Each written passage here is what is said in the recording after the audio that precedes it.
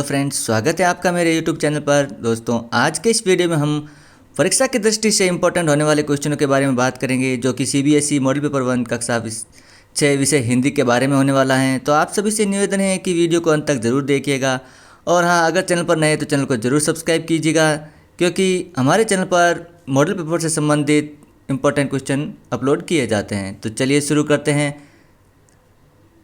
पहला प्रश्न है, निम्नलिखित अपठित गद्यांश को पढ़कर प्रश्नों के उत्तर दीजिए। ये गद्यांश दिया गया है, जिसको पढ़ने के बाद जो क्वेश्चन पूछे गए हम उनका आंसर देते हैं। गद्यांश में जो पहला प्रश्न पूछा गया था वो था, मनुष्य को सामाजिक प्राणी क्यों कहा गया है। तो आंसर लिखेंगे हम, समाज के बिना मनुष्य का जीवन अधूरा है, उसे दूसरों के सहयोग की भी आवश्यकता होती है, इसलिए उसे सामाजिक प्राणी कहा गया है। अब दूसरा प्रश्न पूछा गया है, अपने सुख दुख को कहने, सुनने तथा विचारों का आदान प्रदान करने एवं कार्यों के सहयोग के लिए व्यक्ति को मित्रों की आवश्यकता होती है। तीसरा है, किस प्रकार की मित्रता अधिक दिनों तक नहीं चलती है। तो आंसर लिखेंगे, किसी की बाहरी चमक दमक, बोलचाल तथा आर्थिक स्थिति को देखकर की गई मित्रता अधिक दिनों तक नहीं चलती। अगला प्रश्न है, सच्चे मित्र में कौन कौन से गुण होने चाहिए। तो आंसर लिखेंगे, सच्चा मित्र विश्वास पात्र, दूसरों की भावनाओं को समझने वाला, विनम्र, सदाचारी तथा चरित्रवान होना चाहिए। अगला प्रश्न है जो पूछा गया है, उपयुक्त गद्यांश को उचित शीर्षक दीजिए। तो इसका शीर्षक होगा, उपयुक्त गद्यांश के लिए सच्चा मित्र उचित शीर्षक होगा। अगला प्रश्न पूछा गया है, निम्नलिखित पद्यांश को पढ़कर उसके नीचे लिखे प्रश्नों के उत्तर दीजिए। पद्यांश है, पर्वत कहता शीश उठाकर तुम भी ऊंचे बन जाओ, सागर कहता लहराकर मन में गहराई लाओ, समझ रहे हो क्या कहती हैं उठ उठ, गिर गिर तरल तरंग, भर लो अपने मन में मीठी मीठी मृदुल उमंग, पृथ्वी कहती धैर्य न छोड़ो, कितना ही सिर पर हो भार, नभ कहता है फैलो इतना, ढक लो तुम सारा संसार। इस पद्यांश में जो क्वेश्चन पूछे गए हैं उनका हम आंसर देंगे। पहला प्रश्न पूछा गया है, कौन कहता है फैलो इतना, ढक लो तुम सारा संसार। तो आंसर लिखेंगे, नभ कहता है फैलो इतना, ढक लो तुम सारा संसार। अगला प्रश्न है, पर्वत क्या कहता है। तो आंसर लिखेंगे, पर्वत ऊंचे बन जाने को कहता है। अगला प्रश्न है, गिरी पहाड़ अचल किस शब्द के पर्यायवाची शब्द हैं। तो आंसर लिखेंगे, पर्वत शब्द के पर्यायवाची शब्द हैं। अगला प्रश्न है, इनमें से किस शब्द का अर्थ कोमल है। तो शीश, मृदुल, धैर्य, तरंग में से मृदुल शब्द का अर्थ होता है कोमल। अगला है, पर्वत, सागर, पृथ्वी और नभ हमें क्या देते हैं। तो आंसर लिखेंगे, पर्वत, सागर, पृथ्वी और नभ हमें जीवन में सीख देते हैं।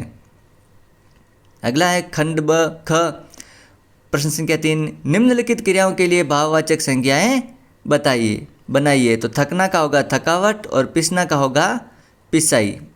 अगला प्रश्न है, निम्नलिखित शब्दों के दो पर्यायवाची लिखिए। पक्षी का पर्यायवाची होगा खग, पखेरु, विहग। घर का होगा निकेतन, गृह, आलय और भवन। इच्छा का होगा चाह, कामना, अभिलाषा। घमंड का होगा अहंकार, दर्प और अभिमान। अगला है, निम्नलिखित अशुद्ध वाक्यों को शुद्ध कीजिए। बच्चे को काटकर सेब खिलाओ। तो इसका शुद्ध होगा, बच्चे को सेब काटकर खिलाओ। अगला है, सारे देश भर में बात फैल गई। सीधा वाक्य होगा, सारे देश में बात फैल गई। चलते हैं अगले प्रश्न की तरफ। निम्नलिखित शब्दों में प्रत्यय बनाइए। कथाकार का प्रत्यय है कार, जलन का प्रत्यय है अन। अगला है, निम्नलिखित वाक्यों में संबंधवाचक सर्वनाम शब्द को रेखांकित कीजिए। तो यहाँ वाक्य दे रखा है, मेरी वह घड़ी खो गई जो मुझे जन्मदिन पर मिली थी। इस वाक्य में जो को हम अंडरलाइन करेंगे, जो कि संबंधवाचक हैं। यह वही फिल्म है जिसे तुम देखना चाहते थे। इस वाक्य में जिसे संबंधवाचक सर्वनाम है। जो करेगा सो भरेगा। इस वाक्य में जो संबंधवाचक सर्वनाम है। चलते हैं अगले प्रश्न की तरफ। निम्नलिखित शब्दों के विलोम शब्द लिखिए। वसंत का होगा विलोम शब्द पतझड़, विरोध का होगा समर्थन और आरंभ का होगा अंत। ये विपरीत शब्द हुए। अगला है, संधि विच्छेद कीजिए। पुरस्कार का संधि विच्छेद होगा पुरः प्लस कार। देहांत का होगा देह प्लस अंत। चलते हैं अगले प्रश्न की तरफ। निम्नलिखित रेखांकित विशेषण शब्दों भेद पहचानिए। तो पहला है इस साल अधिक वर्षा हुई। इस वाक्य में अधिक है, इसका परिमाणवाचक विशेषण है ये। अगला, यह पुस्तक मेरी है, यह सार्वनामिक विशेषण है। चलते हैं अगले प्रश्न की तरफ। नीचे दिए शब्दों में उपसर्ग जोड़कर नए शब्द बनाइए। दान प्लस माइनस आ प्लस दान तो होगा आदान। राग अनु प्लस राग अनुराग। चलते हैं अगले प्रश्न की तरफ। किन्हीं 3 मुहावरों के अर्थ लिखिए। आकाश पाताल एक करना, बहुत अधिक परिश्रम करना। कलई खुलना मतलब वेद खुलना। अगला है खरी कोटी सुनाना, भला बुरा कहना। पहाड़ टूटना, बहुत भारी कष्ट आना। चलते हैं अगले प्रश्न खंड की तरफ। खंड ग प्रश्न 4, निम्नलिखित प्रश्नों के उत्तर दीजिए कि पाठ में ऐसा क्यों कहा गया है कि अक्षरों के साथ नए युग की शुरुआत हुई। तो आंसर लिखेंगे अक्षरों के साथ नए युग की शुरुआत हुई क्योंकि आदमी अक्षरों की खोज से हम इतिहास को जान पाए। अक्षरों की खोज के बाद ही मनुष्य अपने विचारों को लिखकर रखने लगा। इस प्रकार एक पीढ़ी के ज्ञान का इस्तेमाल दूसरी पीढ़ी करने लगी। अक्षरों की खोज मनुष्य को प्रगति के पथ पर ले गई। चलते हैं अगले प्रश्न की तरफ। लाखों करोड़ों वर्ष पहले हमारी धरती कैसी थी। आंसर लिखेंगे लाखों करोड़ों वर्ष पहले हमारी धरती बहुत गर्म थी और उस पर कोई जानदार चीज़ नहीं रह सकती थी। इसी कारण उस समय धरती पर मनुष्यों का अस्तित्व नहीं था। धीरे धीरे उसमें परिवर्तन होते गए और धरती में जानवरों और पौधे का जन्म हुआ। चलते हैं अगले प्रश्न संख्या 5 की तरफ। किन्हीं 3 प्रश्नों के उत्तर संक्षिप्त में लिखिए। पहला प्रश्न है कुछ खास तो नहीं। हेलेन की मित्र ने यह जवाब किस मौके पर दिया और यह सुनकर हेलेन को आश्चर्य क्यों हुआ। तो आंसर लिखेंगे एक बार हेलन केलर की प्रिय मित्र जंगल में घूमने गई थी। जब वह वापस लौटी तो हेलन केलर ने उससे जंगल में के बारे में जानना चाहा। तब उसकी मित्र ने जवाब दिया कि कुछ खास नहीं। यह सुनकर हेलन केलर को बड़ा आश्चर्य हुआ कि लोग कैसे आंखें होकर भी नहीं देख सकते, क्योंकि वे तो आंखें न होने के बावजूद भी प्रकृति की बहुत सारी चीज़ों को केवल स्पर्श से ही महसूस कर लेती हैं। अगला प्रश्न है क्या लोकगीत और नृत्य सिर्फ गाँवों या कबीलों में ही पाए जाते हैं। शहरों के कौन से लोकगीत हो सकते हैं, इस पर विचार लिखिए। तो आंसर लिखेंगे लोकगीत और लोक नृत्य गाँवों या कबीलों में ही प्रसिद्ध हैं, क्योंकि शहरी जीवन अति व्यस्त होता है। शहर में जगह की कमी भी पाई जाती है, परंतु कुछ खास अवसर जैसे ब्याह, त्यौहार, धार्मिक अनुष्ठान आदि पर यहाँ पर भी लोग अपने अपने गाँवों से लोक कलाकार और लोक नर्तकों को बुलाते हैं। चलते हैं अगले प्रश्न संख्या 3 की तरफ।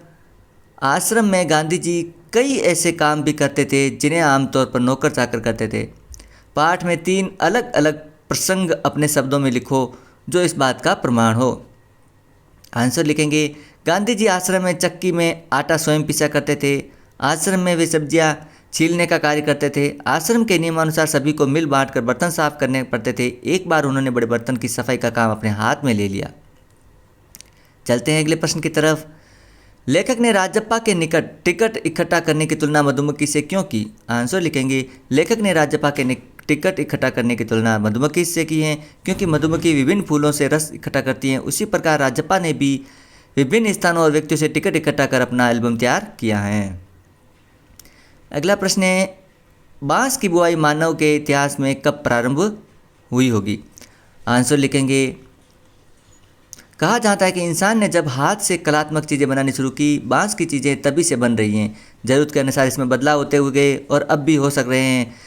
कहते हैं कि बांस की बुनाई का रिश्ता उस दौर से है जब इंसान भोजन इकट्ठा करता था। शायद भोजन इकट्ठा करने के लिए उसे ऐसी डलिया नुमा चीज़ें बनाई होगी, क्या पता, जैसे किसी चिड़िया के घोंसले से टोकरी के आकार और बनावट की तकरीर हाथ लगी हो। प्रश्न संख्या 6 निम्नलिखित प्रश्नों के उत्तर दीजिए। कविता में स्वाधीनता संग्राम के किस दौर की बात है। कविता से उस समय माहौल के बारे में क्या पता चलता है। तो आंसर लिखेंगे कविता में स्वाधीनता संग्राम के प्रथम दौर की बात है।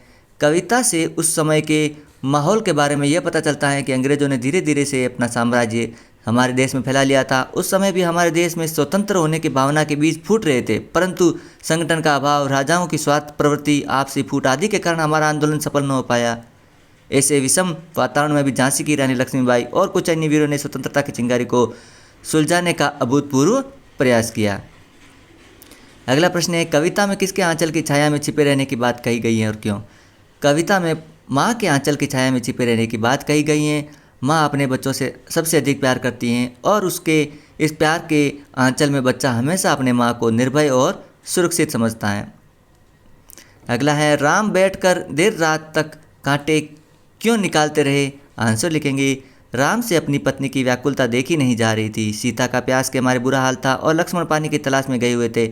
अतः जब लक्ष्मण लौट कर आते हैं तब वे सीता की व्याकुलता और कष्ट को कम करना चाहते थे, इसलिए राम बैठकर देर तक कांटे निकालते रहे।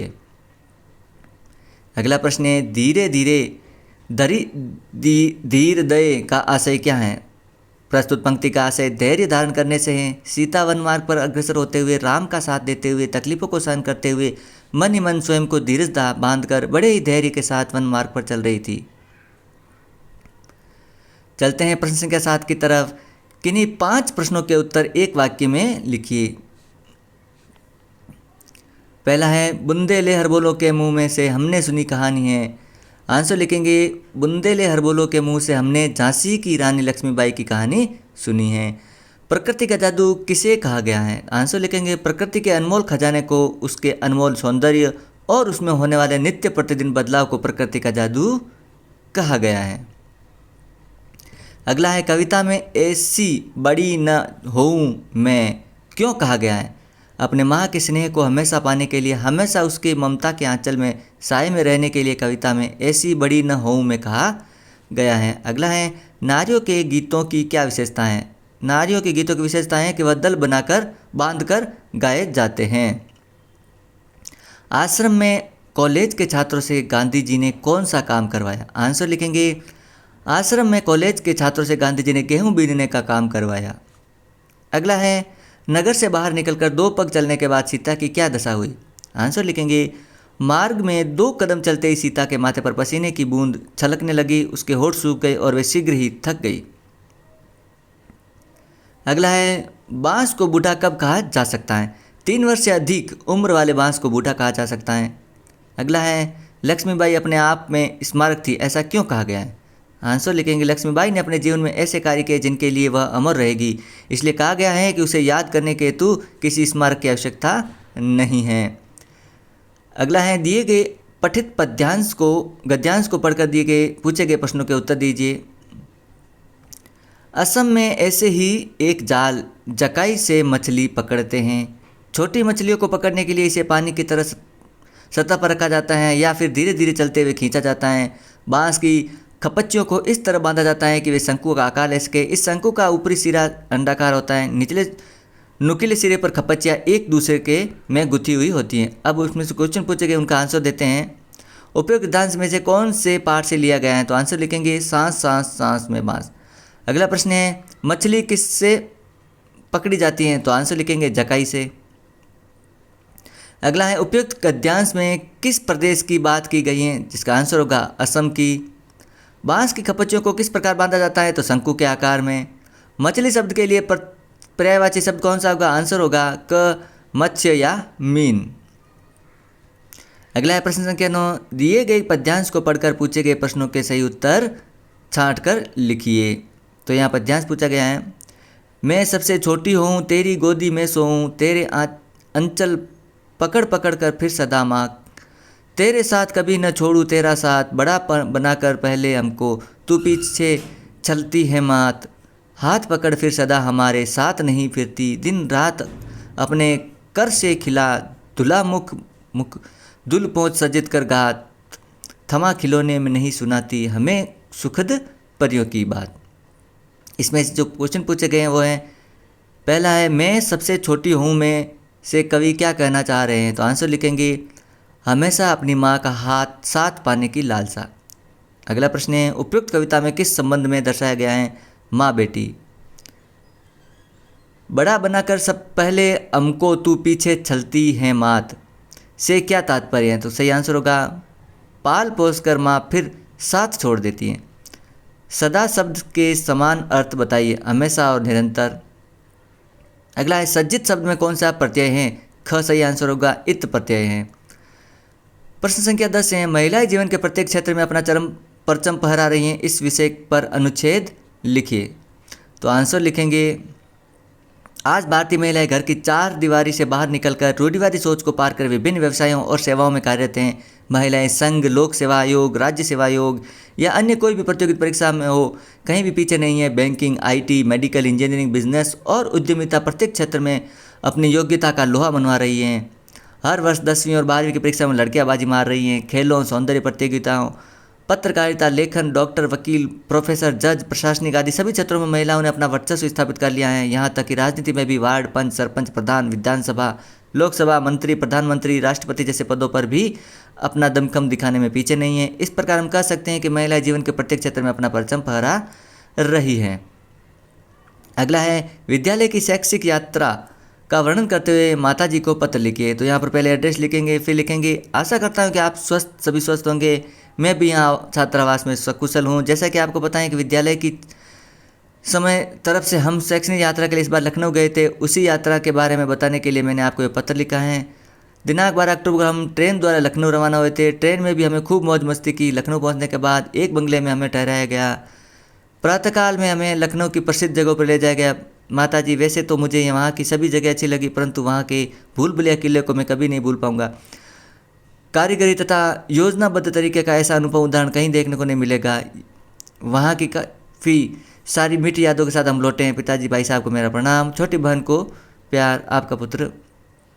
अब अगला प्रश्न है, दिए गए चित्र का वर्णन कीजिए। इस चित्र को देखकर जो पूछे गए हैं उनका उपयुक्त चित्र बाजार से संबंधित हैं।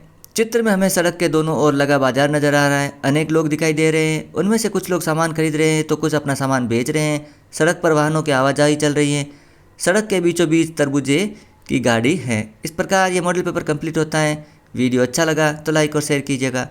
अंत तक बनाने के लिए धन्यवाद। मिलते हैं अगले वीडियो में। Thank you.